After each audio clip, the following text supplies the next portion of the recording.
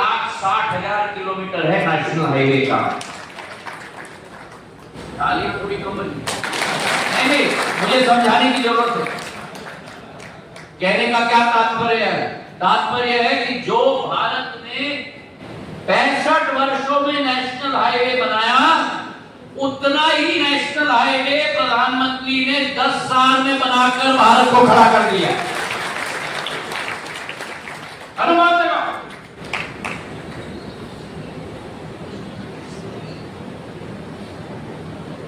वर्ष में 74 एयरपोर्ट। आज देश के अंदर 160 एयरपोर्ट, मतलब 11 साल में 90 एयरपोर्ट बना दिए।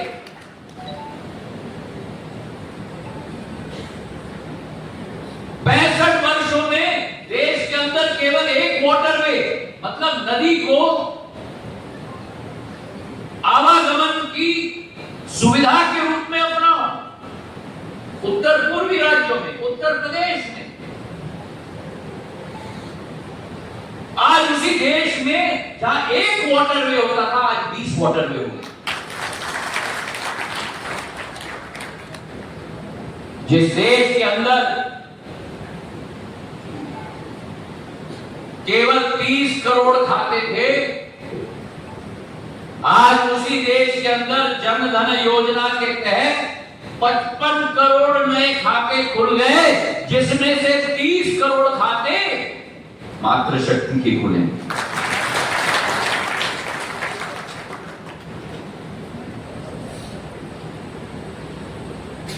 और सबसे बड़ा परिवर्तन,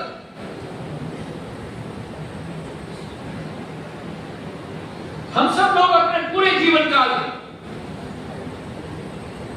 सदैव कहते थे पैसा का ट्रांसफर होने में बीच में बिचौली आ जाता है, जेब कतरा आ जाता है, पैसा ले जाता है, 100 रुपए मेरे खाते में आना चाहिए, बीच वाला आदमी पैसा मांगता है, केवल 60 रुपए मेरे खाते में आता है। आज डायरेक्ट बेनिफिट ट्रांसफर के आधार पर प्रधानमंत्री दिल्ली में बटन दबाते हैं, मुख्यमंत्री भोपाल में बटन दबाते हैं, सीधे लाभार्थी के खाते में 100 का 100 रुपया पहुंच जाता है।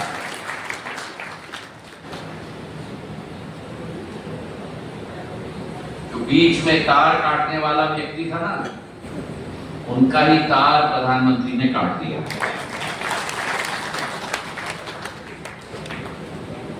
और अभी जो उमेश जी कह रहे थे, यूपीआई, डिजिटल पब्लिक इंफ्रास्ट्रक्चर, कोई अनुमान लगा सकता था हमारे देश में कि अब आपको बैंक के खाते की जरूरत नहीं है, आपका मोबाइल ही आपका बैंक का खाता बनेगा? आज वो संभव हुआ है यूनाइटेड पेमेंट इंटरफेस के आधार पर, यूपीआई के आधार पर।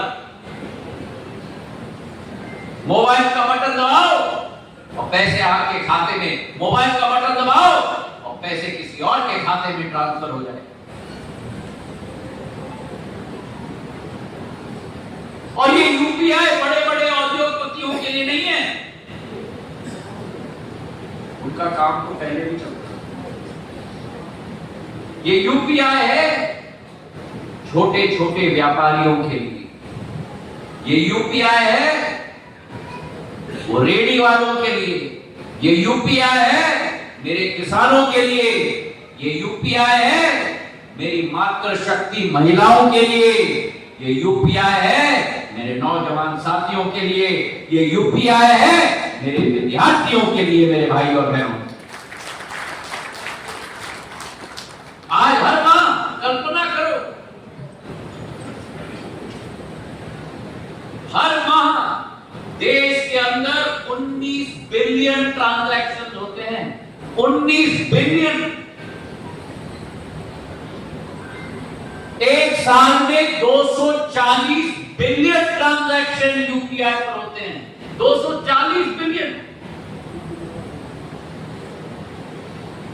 और एक साल के अंदर कितना पैसा का आवागमन छोटे छोटे दुकानदारों के द्वारा, जाओ सीधा यूपीआई पे पेमेंट करो, वो सारे एकत्रित करोगे तो एक साल में भारत के अंदर $3 ट्रिलियन का उद्योग और व्यापार यूपीआई सिस्टम के आधार पर होता है।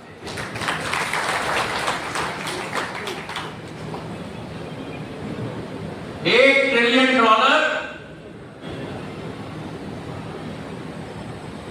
मतलब 80,000 करोड़। $3 ट्रिलियन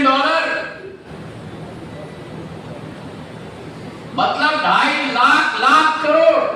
अनुमान लगाओ आप लोग व्यापारी हो, कितने शून्य आएंगे। पवन जी ने तो मेरा 150 करोड़ कम कर दिया।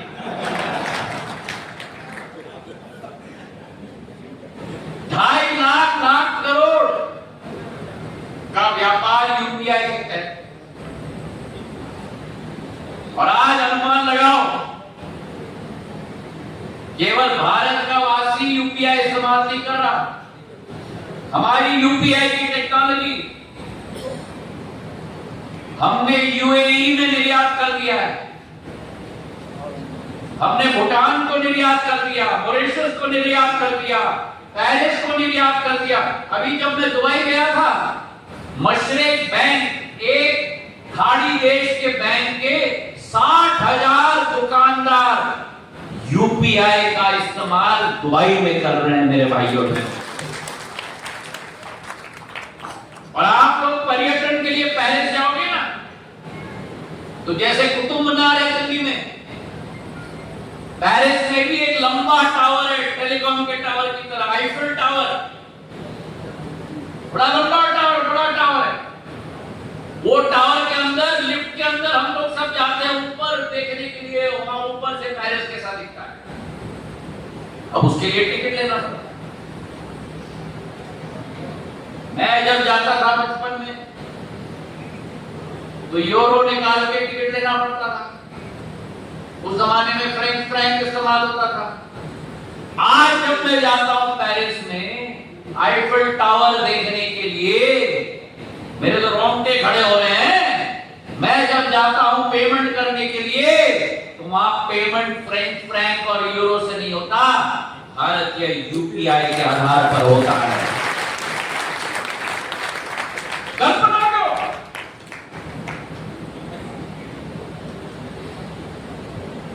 एक जमाने में हाईवे होता था, एयरपोर्ट होता था, अधोसंरचना। आज विश्व में अदृश्य अधोसंरचना अगर बनी है, अदृश्य, तो वो डिजिटल अधोसंरचना बनी। और पूरे विश्व के 47% डिजिटल ट्रांजैक्शन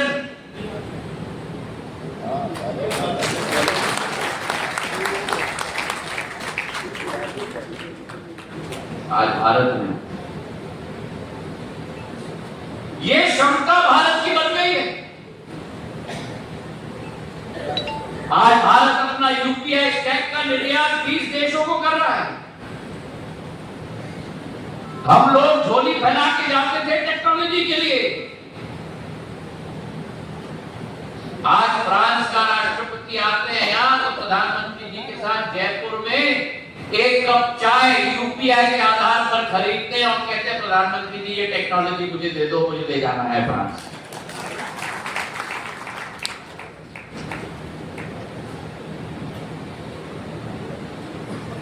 टेलीकॉम की टेक्नोलॉजी पिछले 40 वर्षों से 4 देश राज कर रहे हैं टेलीकॉम की टेक्नोलॉजी। ये जो आप डब्बा इस्तेमाल करते हो ना, इसका टावर, इसका राउटर, इसकी टेक्नोलॉजी केवल 4 देश पूरे विश्व में उसका उत्पादन करते हैं, केवल 4।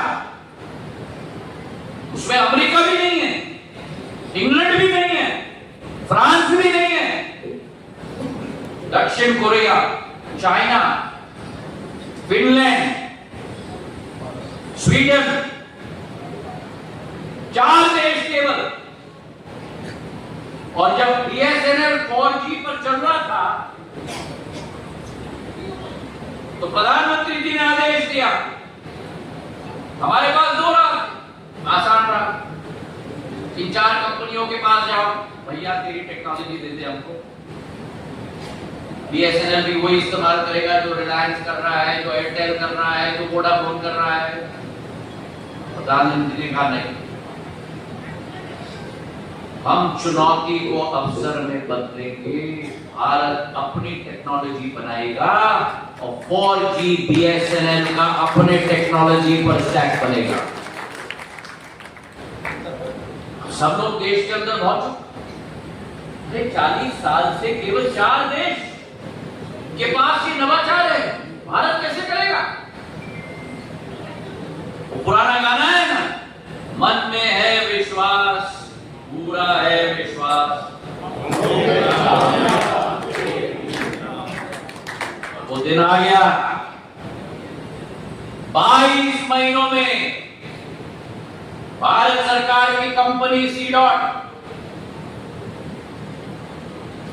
भारत की निजी कंपनी तेजस और भारत की software company Tata consultancy services, तीनों ने मिलकर भारत का 4G स्टैक टेलीकॉम का बना दिया है। आज पूरे विश्व में हम 5वीं देश हैं जिसके पास अपना आत्मनिर्भर टेक्नोलॉजी का स्टैक है। 93,000 टावर में डिप्लॉय कर रहा हूं अभी तक मैंने बात नहीं की। हमारा BSNL चुपचाप से काम कर रहा है। पिछले अगस्त से आज तक 93,000 टावर हमने पूरे देश में लगा दिए हैं।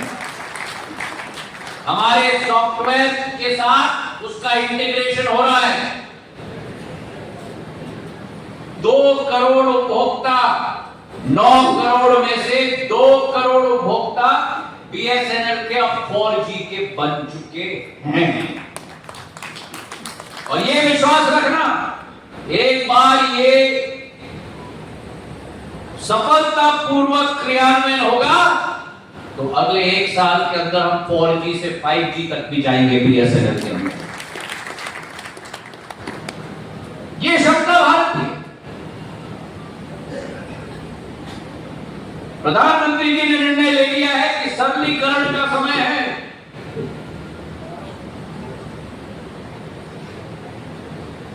उन्होंने हम सबको आदेश दिया है, एक राष्ट्र, एक कर, एक वादा।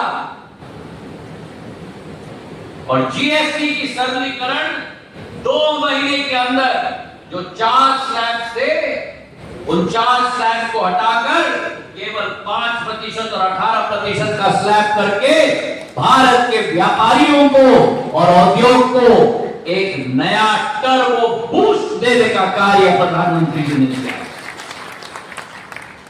एक बार तालियों की गड़गड़ाहट से हम धन्यवाद अर्पित करें। और जो पवन जी अभी कह रहे थे, सत्य है। 2017 में केवल 66 लाख GST के हमारे टैक्स पेयर्स थे। 7 साल 8 साल में बढ़कर आज 1.5 करोड़ से भी ज्यादा GST के टैक्स पेयर्स हमारे पूरे देश के अंदर बने। आप अनुमान लगाओ कितनी कठिनाइयों का सामना करना पड़ता था। जो व्यापारी शिवपुरी का है केवल उसको नहीं, लेकिन जिसके कई राज्यों में व्यापार हो उसकी तो ऐसी की तैसी हो जाती थी। राजस्थान में अलग टैक्स, तमिलनाडु में अलग टैक्स, मध्य प्रदेश में अलग टैक्स, उड़ीसा में अलग टैक्स, उधर से इनपुट लाओ तो वहां का इनपुट का अलग टैक्स, इधर का क्रेडिट का अलग टैक्स। आज एक ही सिस्टम पूरे देश में अगर किसी ने लागू किया है तो प्रधानमंत्री नरेंद्र मोदी। और आज उस सरलीकरण के आधार पर 2024-25 जो ये वर्ष बीता है, 22 लाख करोड़ का राजस्व हो पाया है। और जो लोग चोरी करते थे, अब नए GST में चोरी करना संभव है।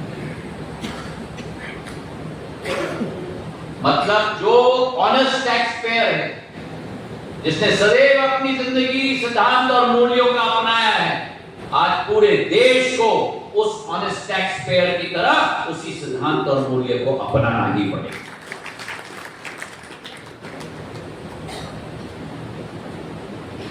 आज जीएसटी के सरलीकरण के आधार पर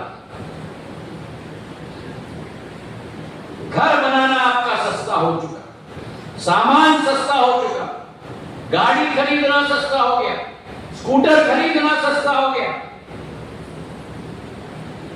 मतलब मध्यम वर्ग के एक एक व्यापारी और मध्यम वर्ग के एक एक आय के स्रोत के व्यक्ति के हाथ में पैसा पहुंचाने का काम प्रधानमंत्री नरेंद्र मोदी ने कर दिया। और इसलिए आज मैं आपसे आह्वान करना चाहता हूं, आज नया भारत विश्व के मानचित्र पर उभर रहा है। एक समय था 15 साल 20 साल पहले, जब हम पश्चिम देशों की तरफ ताकते थे उत्पादन के लिए, ब्रांड के लिए। आज पूरा विश्व भारत की तरफ ताक रहा है, भारत के ब्रांड्स के लिए। और इसलिए इस वातावरण में 3 मुद्दों को हमें अपने समक्ष रखना होगा। स्वदेशी को हमें महत्व देना होगा।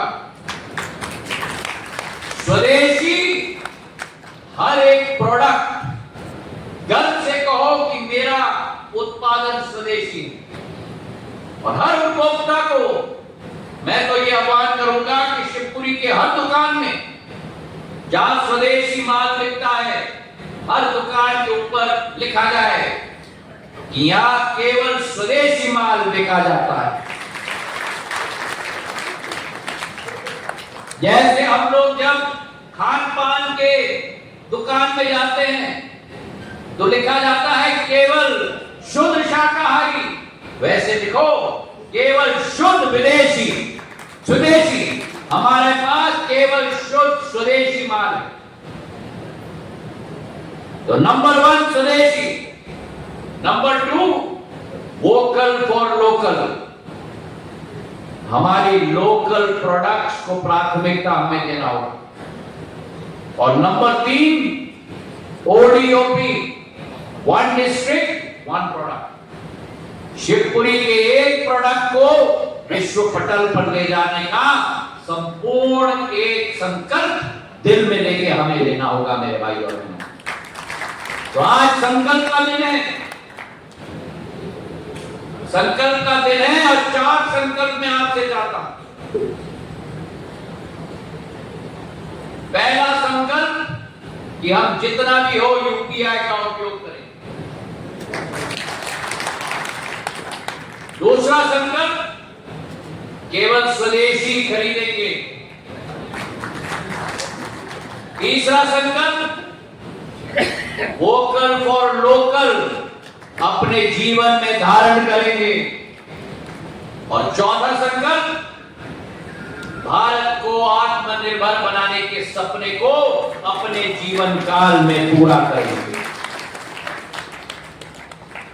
ये 4 संकल्प आप अपने जीवन में अपनाओ। और मैं आपको विश्वास दिलाता हूं, जहां तक शिवपुरी की बात हो, ग्वालियर की बात हो, सिंधिया राजवंश ने ग्वालियर स्टेट को पूरे देश में सबसे प्रगति कारक स्टेट के रूप में स्थापित किया था। किसानों के लिए, औद्योग के लिए, नौजवानों के लिए।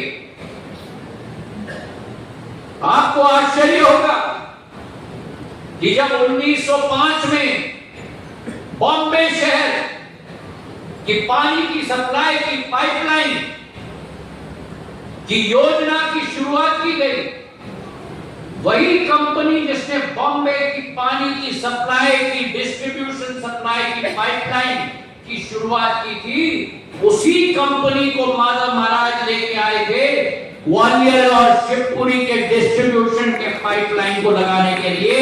और वो नाम भी आपको परिचित होगा, शाहपुर जी पालन जी कंपनी। उन्हीं को बॉम्बे से लाकर ग्वालियर और शिवपुरी का पाइपलाइन बनवाया था। हमारी ग्वालियर शिवपुरी प्रगतिकारी क्षेत्र होते थे।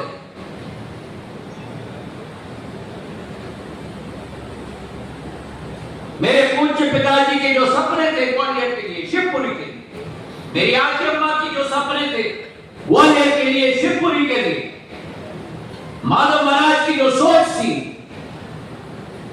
अगर उस परिवार का मैं वंशज हूं तो मैं आपको विश्वास दिलाता हूं, मेरे जीवन काल के एक एक पसीने का बूंद, रक्त का एक एक बूंद उस सपने को साकार करने के लिए समर्पित है।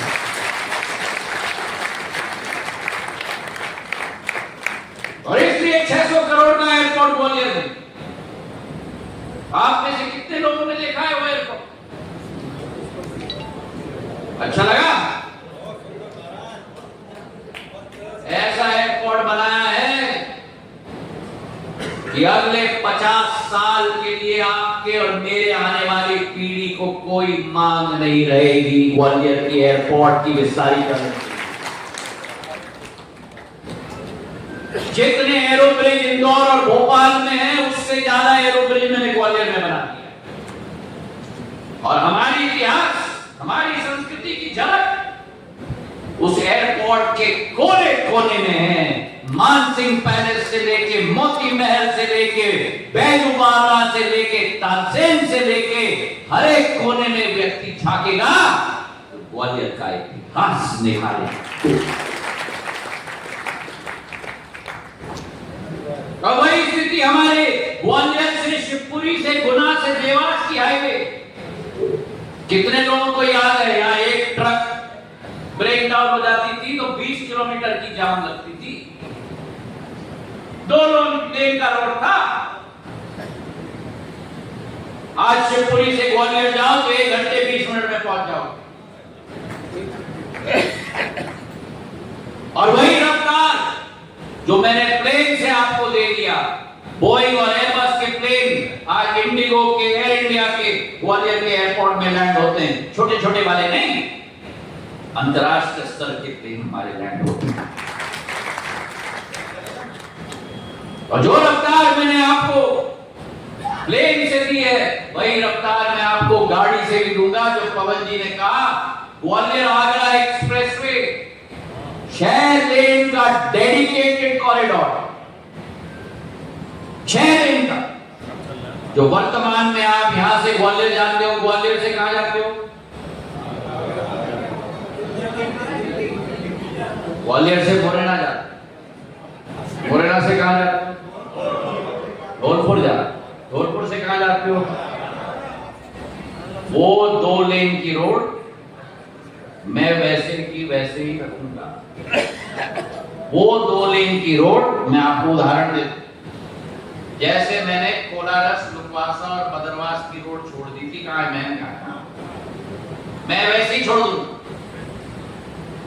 वो 120 किलोमीटर की रोड है, ग्वालियर से मुरैना, मुरैना से धौलपुर, धौलपुर से आगरा और जाओ शहर में, अटक जाओ 1 घंटे।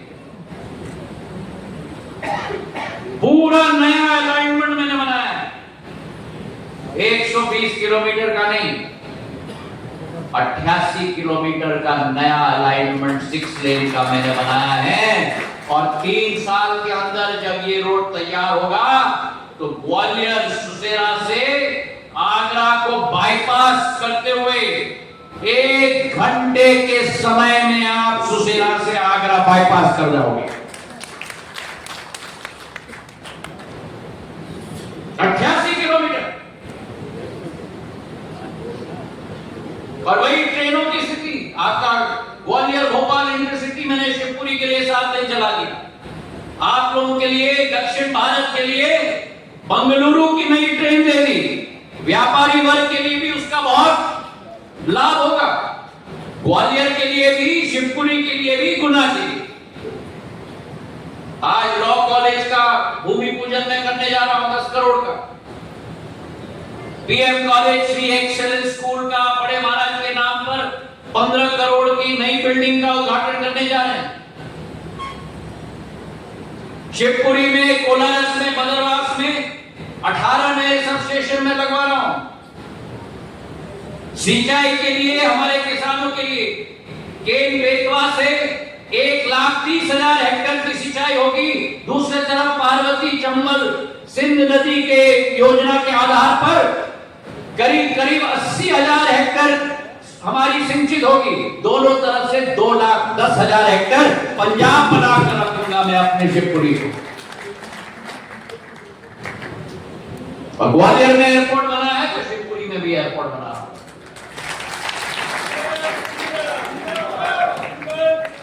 और अगर कोई नेता होता तो कहता कि छोटी पट्टी को है ना, छोटी पट्टी अभी जिसमें 19 सीटर प्लेन ही लैंड हो सकती, या मुख्यमंत्री की प्लेन लैंड हो सकती, या उलट खटोला लैंड हो सकता है। और मैं माता महाराज का वंशज हूं, मैं शिवपुरी में एयरपोर्ट बना रहा हूं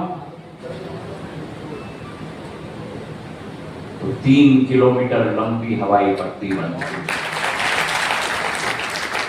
मतलब मेरे जीवन में नहीं तो सही, लेकिन आने वाले पीढ़ी के समय में बोइंग और एयरबस प्लेन भी शिवपुरी में लैंड होगा। ये विश्वास मैं आपको दिलाता हूं। आपकी शिवपुरी झांसी लिंक रोड क्या बेहाल की पिछले 3 वर्षों में? कितने बार धक्के लगे आपको?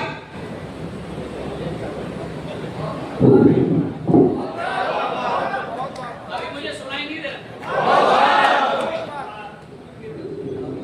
अब जाओ, अगर एक दचका भी लग जाए ना मेरा नाम बता।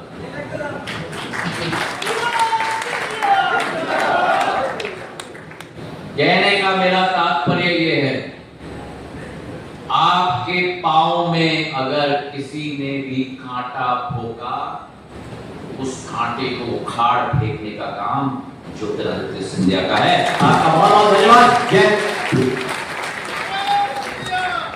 धन्यवाद श्रीकांत महाराज साहब। हमारी टीम के लिए अगले साल रोटरी इंटरनेशनल की योजना हम लोग यहाँ ला रहे हैं, मेडिकल मिशन।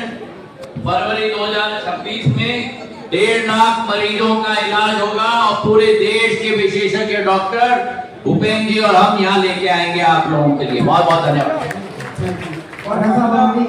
अगला कैट का सम्मेलन कोलारस में होगा। सुनील जैन आइए महाराज के साथ। अगला हमारा सम्मेलन ग्रामीण क्षेत्र में कोलारस में होगा, जब भी टाइम देंगे महाराज। आज के इस कार्यक्रम की स्मृतियां सदैव आपके स्मरण में है। जैसे तो हम कैट परिवार की ओर से स्मृति चिन्ह महाराज को भेंट करना चाहते हैं, कृपया आप स्वीकार कर हमें अनुग्रहित करें। मेरा महाराज साहब से विनम्र निवेदन है कि हमारी कैट की टीम, कैट की कार्यकारिणी आपके साथ एक फोटो सेशन के लिए चाहती है। कृपया कैट के सभी